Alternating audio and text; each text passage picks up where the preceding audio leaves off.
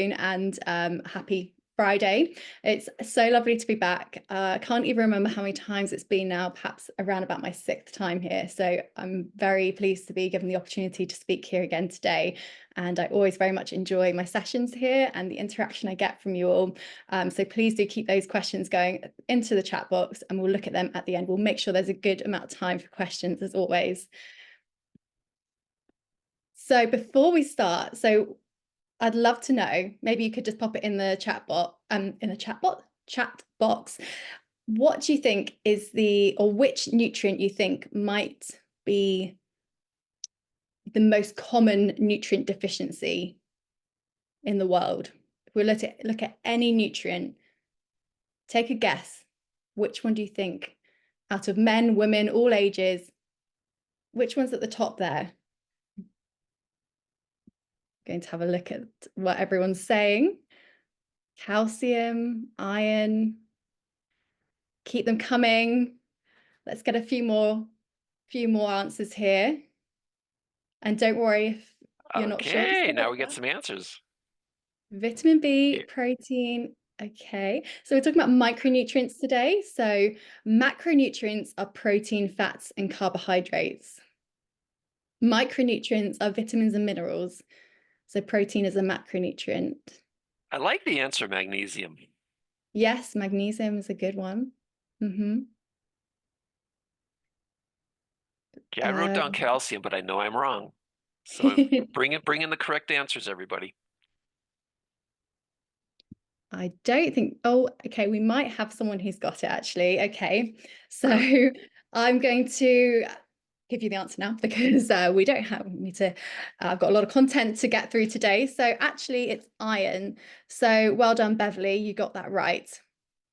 So a huge proportion of the population are iron deficient, and the percentage has actually escaped my brain for a second, but we're going to get to that in a moment.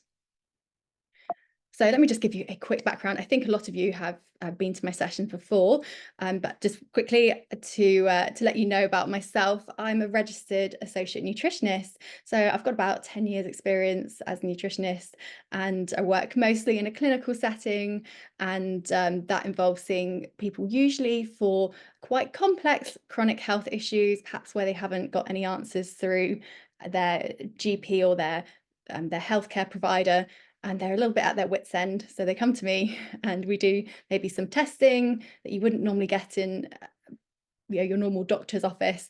And we try and work out what's really going on at the physiological root cause. So we will now go on to onto our lectures slides today. So it's going to be a bit stat heavy today, because we're obviously talking about the worldwide population here. So to kind of get an idea of it, we sort of have to have some stats and percentages to really grasp the magnitude of the issue at hand with malnutrition. So, I mean, we see that this statistic that 2 billion people worldwide suffer from a micronutrient deficiency.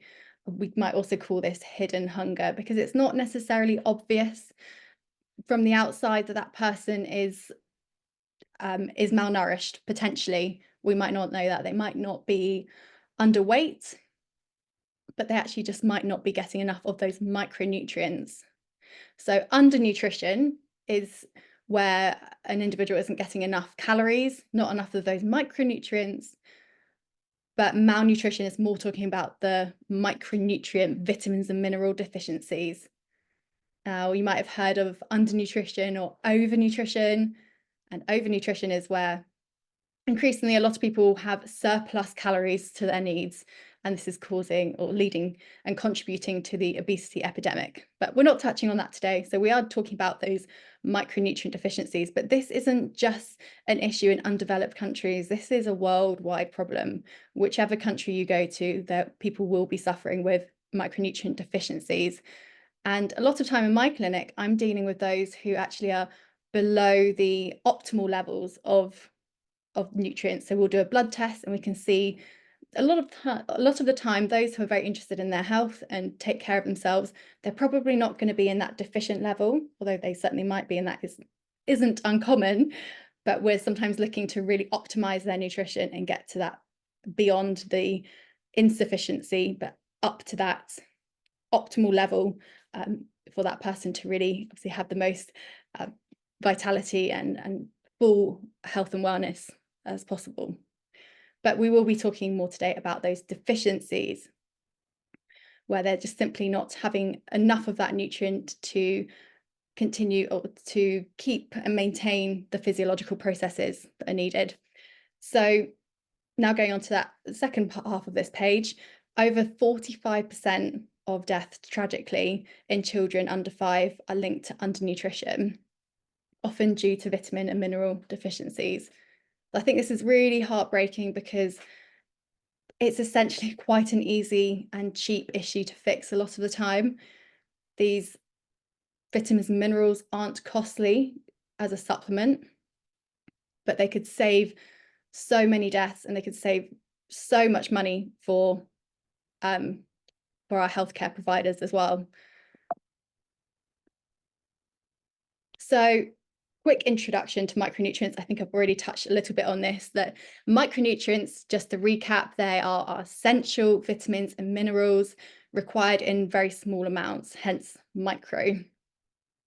That might include vitamins, well, will include vitamins A or B complex, which is a variety of different B vitamins, vitamin C, D, E, and K. And then your minerals include iron, calcium, zinc, iodine, and magnesium. So those macronutrients provide energy for us generally. The micronutrients support those physiological functions. That's the differentiation.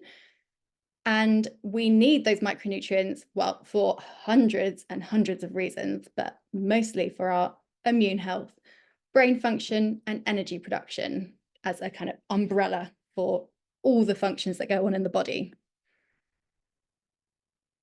So what we're going to cover today, understanding micronutrient deficiencies. We'll talk a bit about actually the stats of which countries are dealing with which deficiencies most of all, the causes of those micronutrient deficiencies, the impact on our public health system, and then of course strategies. How are we going to deal with this? What are the strategies currently in place, and what's working, what's not working? So some more stats. So as we said before, 2 billion people are affected by micronutrient deficiencies all around the world, particularly in low and middle income countries, and especially common in those rural areas. So these key vitamins and minerals here are some of the ones we're going to be talking about. So really commonly, obviously, iron, I said, is the most common one in the world. We'll see the stat in a moment of how many people are affected. Particularly affects women and children. And its main issue is that it causes anemia, which is essentially where someone feels very weak and fatigued.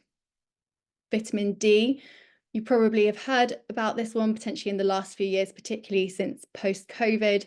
There's been a lot of talk about vitamin D and its importance for immune function, as well as many, many other things. And this deficiency is particularly a problem in Northern European regions, but really it can be all around the world. Iodine, we really need iodine for our thyroid health. I think about 10% of the population have hypothyroidism, where potentially we're not getting enough iodine to help the thyroid gland produce hormones. So an issue with this one is that a lot of places don't have iodized salt.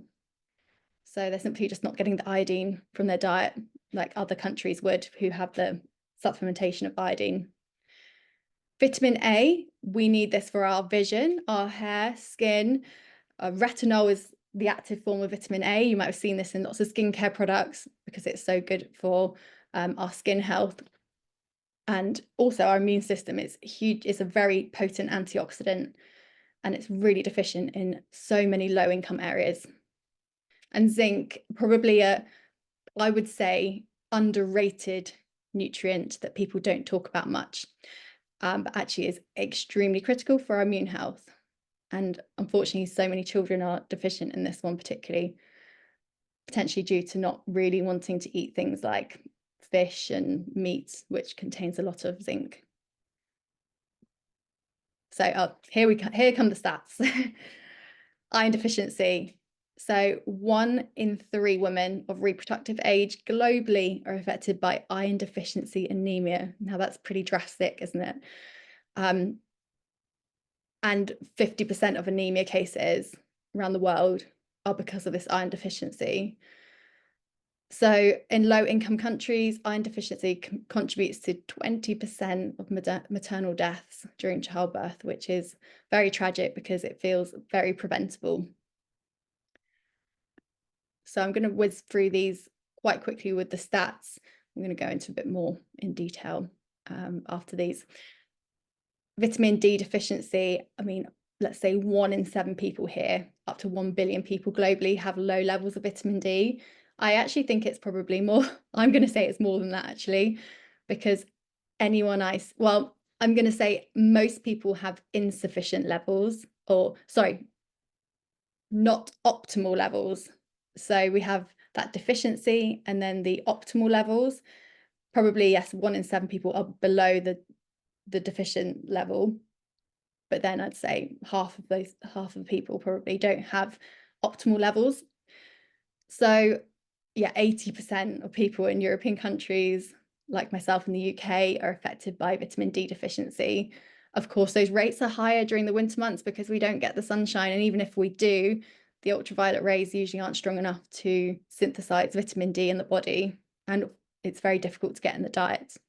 As some of you may know, one of the few sources is oily fish or eggs.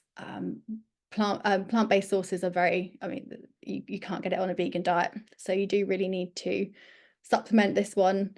Everyone needs to supplement really between October and May every year, particularly if you're in a European country or a country with just low sunlight. So 50% of adults and children may be deficient in vitamin D in those countries with low sunlight. Again, a very easy fix. It's extremely cheap to produce vitamin D. In the UK, the NHS give out vitamin D tablets, which is great. I'm still not sure that a lot of people know that they need to take it though. I speak to a lot of people that don't know, or they know its benefits, but they still don't take it. It's funny, isn't it? Our human behavior sometimes. We know something is important and good for us, but we still don't do it, even though it's just as simple as taking a tablet. But it has that immune signaling response. It regulates the immune system and it acts more like a hormone than a vitamin. I'm quite passionate about vitamin D, as you might be able to tell.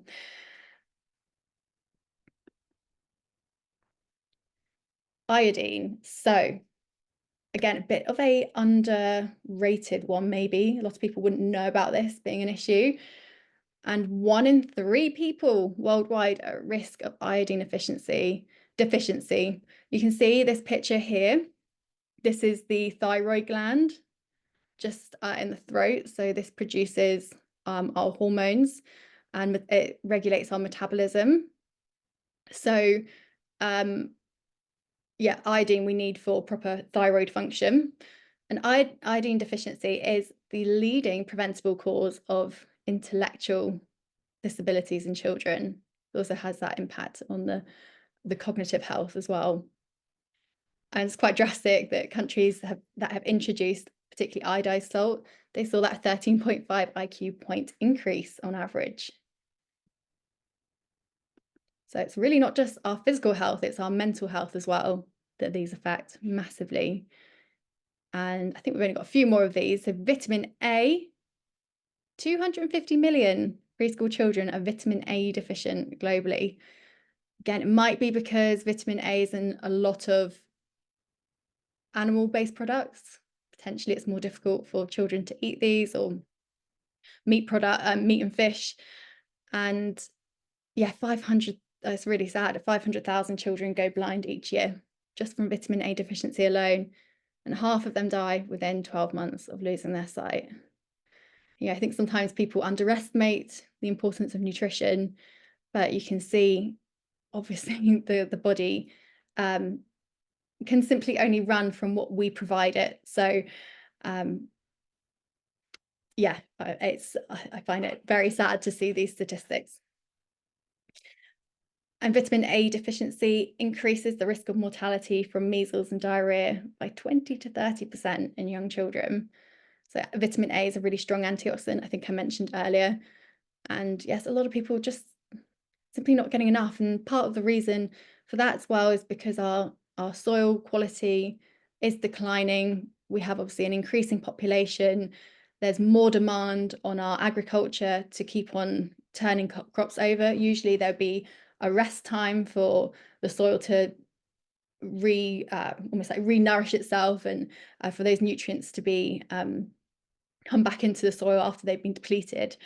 But because that crop turnover has to be quite quick now, that's not happening. We're losing minerals from our soil. And that's a big reason for magnesium deficiency as well, which actually I haven't got here, but that is a big one too. So economic impact, whoa, $1 trillion per year is attributed to micronutrient deficiencies. And that's due to lost productivity at work and healthcare costs. 1 trillion. Yeah, you think probably these supplements wouldn't cost much at all. In fact, this stat here says it all really, that for every $30, you get economic returns of up to $30 for every $1 spent on these fortification programs. For example, adding iodine into salt, and that's in developing countries particularly. And briefly, let's talk about the causes of these micronutrient deficiencies. Probably touched on them a bit as we've gone through. Dietary factors, I mean, lack of diversity in diets, that's been an ongoing issue for quite a long time, really. I mean, unfortunately, our reliance on high convenience foods, and we've got more busy, we've had more access to high calorie, low nutrient dense foods. This unfortunately has affected the amount of diversity we'd get in our diets. So the goal really is to have 30 different plants a week. I'm sure I've probably mentioned this in previous presentations, that is the goal. We want to have 30 different types of plants every week to help with the diversity in our diets. This helps with our gut microbiome and helping the good bacteria to thrive. But just in general, that diversity, of course, is going to mean we're not getting enough of the vitamins and minerals as well. And also our microbes do affect that production of some of those vitamins and minerals. So it all ties together.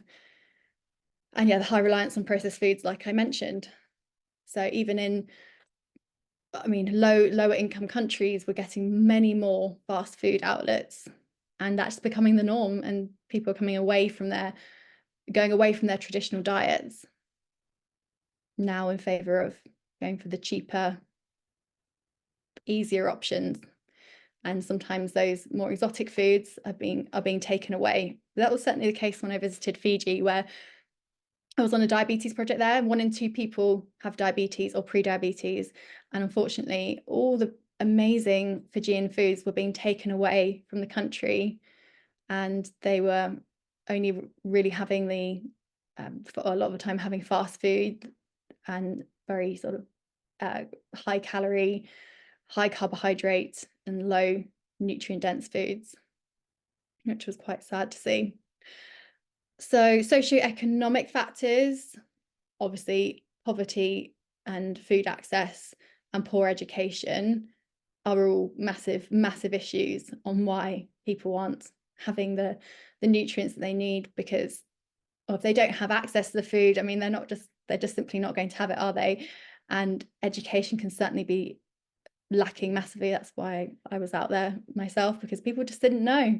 They didn't know that sugar was bad for them. It was as simple as that. They just didn't know, and they were having 6 tablespoons of sugar in a cup of tea, for example. And it's not their fault at all. We just need to do better. Geographical influences, like I said, the soil depletion, the minerals are getting leached out of the soil and not getting a chance to replenish. sunlight availability and traditional diets. So yeah, I mean, traditional diets can be a problem when when there are regions that don't have iodized salt, for example, then yeah, they don't have iodized salt, so they're not getting iodine. That's an issue. And yeah, malabsorption is a problem. I personally see a lot where people might be actually having a really good diet, but they're just not absorbing those nutrients properly due to issues with their gut.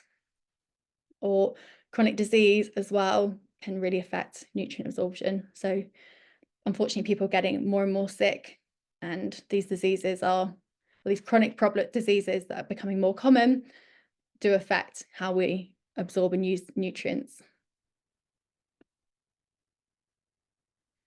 So consequences of these deficiencies: short term, see brain fog, fatigue, low immunity, more illness, cognitive impairment. I mean, just generally not functioning as you want to. A lot of people have that tired all the time feeling. And that is simply just not because they're not getting what they need from their diet. And it's not normal to feel tired all the time. And I think it has become quite normalized for a lot of people. Long-term health impacts. This is perhaps going to be more of the issues that you see in those low-income countries, where they're just not getting those nutrients at all, really. And so these include growth stunts in children, increased susceptibility to different diseases, impaired cognitive development, like we saw with the IQ score being much higher once they added in, was it iodine or zinc? One of those two. And then we can't forget the societal and economic impacts as well. So huge productivity loss, increased healthcare costs, and intergeneral effects. Like how is this affecting even our DNA further down the line? There could be definitely some impacts there. That's my background, is genetics. So looked a bit at this, at how when mothers aren't having the right diet during their pregnancy, how that affects the gene expression of that child, and then the child's child is just crazy. I mean, so it can actually pass through the generations. So I'm going to give some examples of actually case studies of what's kind of happening around the world. So like I said, iron deficiency is the most common nutrient deficiency worldwide. And up to 50% of adolescent girls in India, for example, or in countries like India, are iron deficient. And yeah, obviously, because adolescent girls have increased iron demands due to their growth and menstruation, and their diet obviously isn't providing that. Unfortunately, they're just not getting it, usually through things like beans, pulses, lentils, dark leafy green veg. That unfortunately is just not high enough in their diets. So we know that iron deficiency, and I can speak personally from this because I actually became anemic around about the age of 15 because I decided to go on a vegetarian diet without really knowing what I was doing. And my mum does feel very bad about this to the day, actually, but I didn't really have any of those beans or pulses. And I had extreme fatigue. My hair was falling out in clumps. I was exhausted when I woke up in the morning. That's kind of what got me into nutrition, but I'm not going to sideline too much there. But it is obviously a huge issue, because anemia not only makes you feel tired, but it weakens the immune system, makes you more susceptible to infections. And this could lead to things like increased absenteeism from school. So there have been some intervention programs that have provided iron supplements or even fortified meals, and they've demonstrated improvements in academic performance and physical health. So just a bit more on this is the school meal programs. There have been programs that have included these iron-rich foods, lentils, meat, leafy greens, and that has actually helped. And then supplements as well. some places have, or some schools have distributed iron and folic acid. Folic acid is vitamin B9, it's the same thing. That also contributes, if you have low B9, that contributes to anemia. So work is being done, which is great. Oops. Sorry, one sec. Oh, got my case studies around the wrong way. That's fine, just checking all three were there. This one should say case study 2. But iodine deficiency in areas without iodized salt. Oops, sorry, there's an issue with my... Oh, sorry, I've made a mistake here. My text is on the wrong one. So iodine is in the text box under here. Just my titles were the wrong way around. Sorry about that. So iodine is, as I've said before, it's essential for our thyroid hormone production that regulates our growth, metabolism, brain health, and development. And yeah, it's particularly important you have enough of this if you're pregnant and during early childhood. And if you're deficient, this leads to goiter, which is an enlargement of the thyroid gland. And this affects nearly 10% of the world's population. I think I said that stat earlier. It's very significant. And yet in children, iodine deficiency during pregnancy can lead to cretinism, so physical and mental growth delays, and other intellectual disabilities as well. So what has been done about this? Well, Africa, South Asia, and those other mountain regions without that naturally iodized salt or fortification programs, they have implemented, they've implemented some of that fortification in as well. So if they don't have that, 40% of households may lack adequate intake.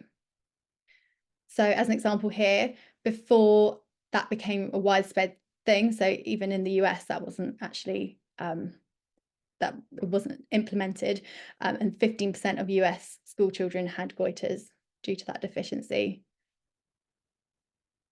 Right, let me go back. So that's my vitamin D. Yeah, there we go. So the solutions to this being, the iodized salt programs. So that's been really successful, say in the US, for example. And educational campaigns to try and get people to eat more iodine-rich foods, like seafood. A lot of people don't eat or like seafood, so that's quite challenging.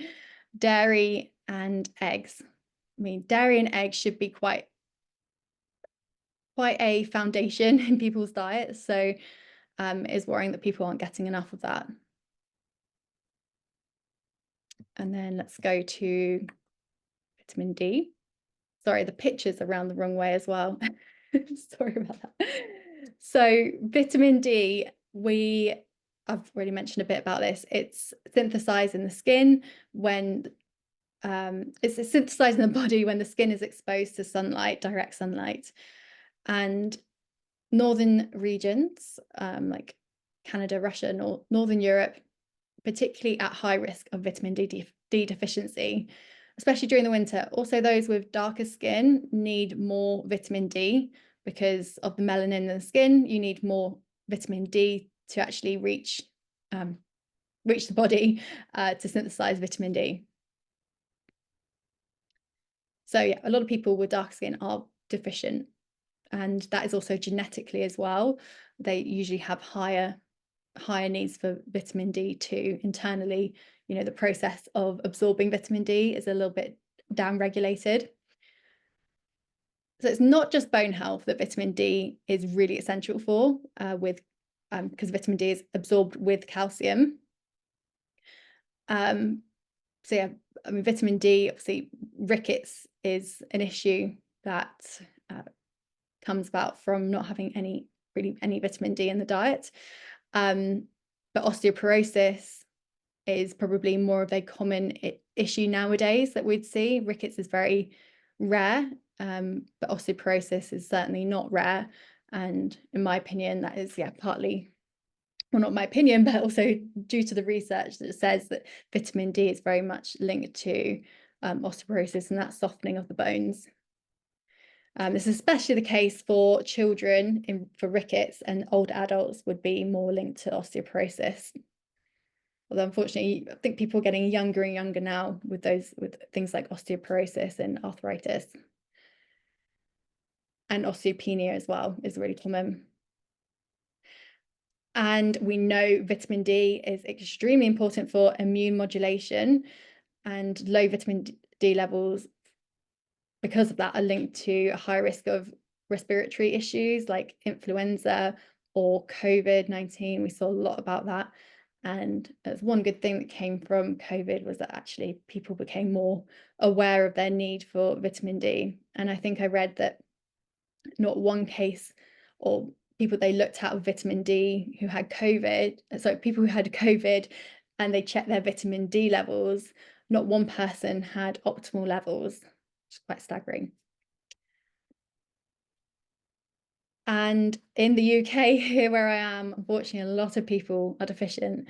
And that can lead to things like seasonal affective disorder as well. I mean, I certainly feel like I suffer from that bit where it gets darker really early and it's colder and you just feel not so great, basically. And that has been linked to vitamin D deficiency as well. So it's 20% of the population and 16% of children are estimated to be vitamin D deficient. And that's with the NHS giving us free supplements, basically. It's still an issue. Like I said, it's difficult to get people to actually make those changes sometimes. So maybe we need to do what other Nordic countries are doing, like Finland, where they actually put vitamin D fortification into their milk and other foods like cereals. I personally think that would be a great thing to do. Maybe some of our cereals do have that, but I don't think our milk does at the moment. I think, yeah, that'd be a way that you definitely get people ingesting vitamin D a bit more. So yeah, pretty much a summary there of what I've said. And yeah, so what has been done to tackle malnutrition? So thankfully, quite a lot. Obviously, there's so much work to be done here, and we're a long way off. But essentially, dietary diversification has to be emphasized massively, because for those who are able to and have access to supermarkets or anywhere that sells produce, really those people need to be educated as a priority on the importance of having a wide variety of those plant-based foods, like eating the rainbow, because every different color gives us something different. So ideally eating every color of the rainbow each week would be a great goal, I think, for a lot of people. And fortification obviously has been huge here. You know, there is some downside to fortification if we're being picky, that actually they're not absorbed quite as well as the nutrients in their natural form. You know, when we get vitamin C for an orange, that the body knows and understands that form of vitamin C. But when it's in its synthetic form, ascorbic acid, the body has to work a little bit harder to absorb and utilize that vitamin C. So we might need higher levels as well to ensure people are going above that threshold of deficiency. So I'm just checking my notes here on this slide, because there were some other stats I wanted to give.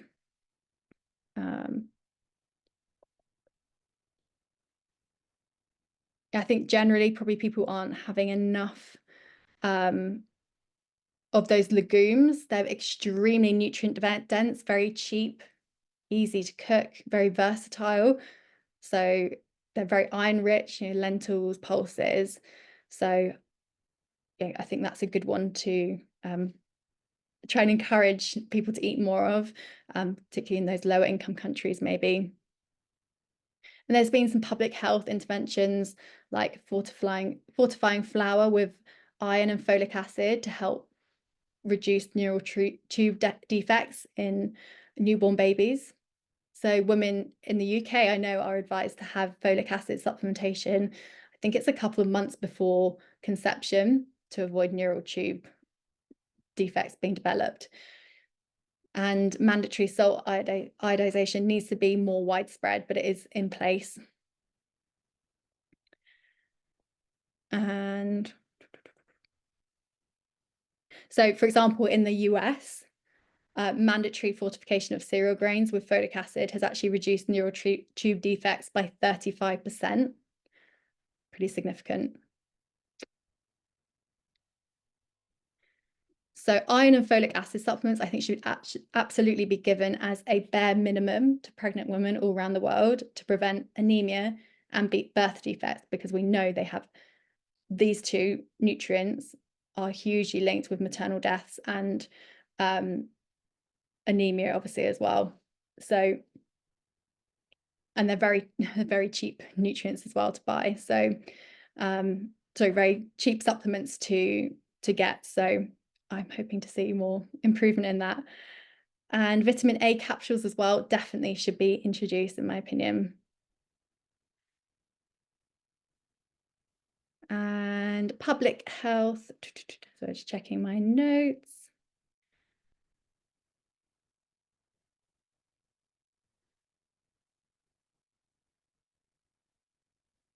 So in terms of the community programs, we know that like these educational initiatives and meal programs that have targeted vulnerable groups have been quite successful, but this is going to be more costly for these programs to be taken out. So this is not something that's really widespread. I mean, school meal programs, we have them in the UK to help with lower income children to be getting a breakfast at school and lunch. I don't know about the countries that you're in. I'd be interested to know if that's anything that is in place.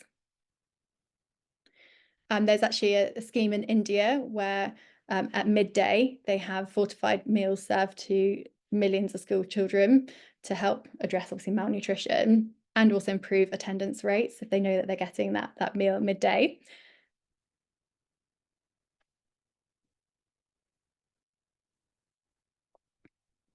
And international efforts, obviously we have the World Health Organization as a huge player here, and UNICEF, so these are their two logos here.